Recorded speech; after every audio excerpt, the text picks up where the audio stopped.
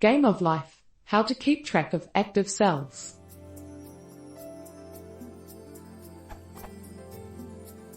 Now I have read the other Stack Overflow Game of Life questions and also Googled voraciously. I know what to do for my Python implementation of the Game of Life. I want to keep track of the active cells in the grid. The problem is I'm stuck at how should I code it.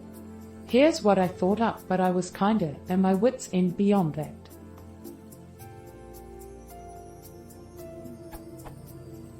Maintain an active cell list consisting of cell coordinates tuples which are active, dead or alive.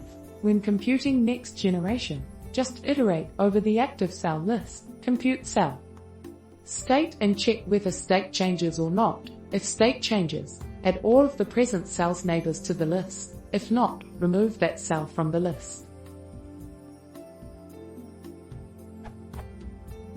Now the problem is, NGT, other cell, BCD. If it satisfies 3, then it adds B, C, D. Then if B also returns true for 3, which means it will add A, C again, duplication.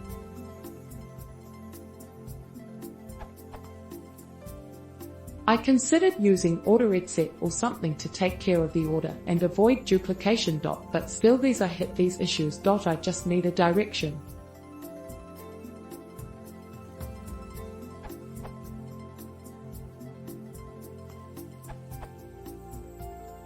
You have two lists. I'll name them current state and new changes. Here will be the workflow. Iterate over current state, figuring out which are newly born cells and which ones are going to die. Do not add these changes to your current state.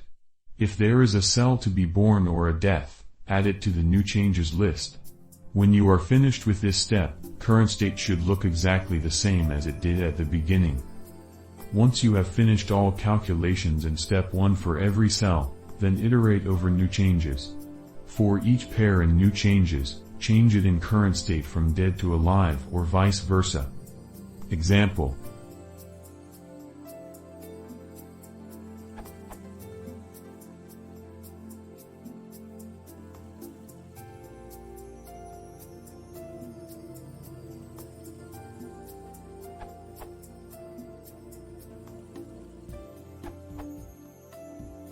Don't know if it will help you, but here's a quick sketch of Game of Life with Active Cells Dictionary.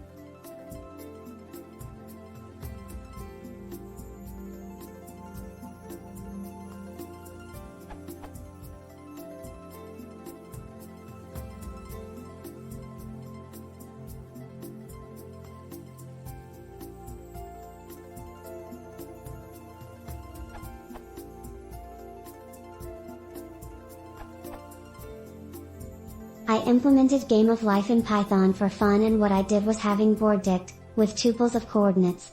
Value is a state of cell. You can look at the code here, this URL. I know this is not very fast implementation and the project is abandoned due to lack of time.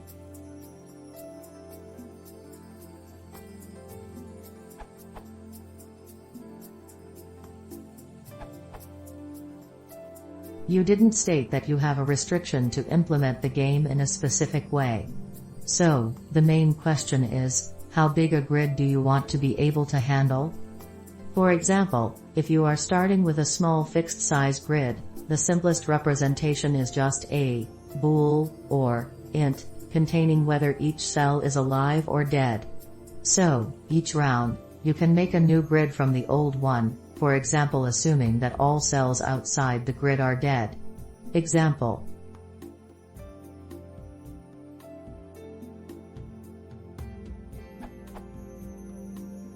If you want a very large dynamic-sized grid, there's the hash-life algorithm, which is much faster, but more complicated.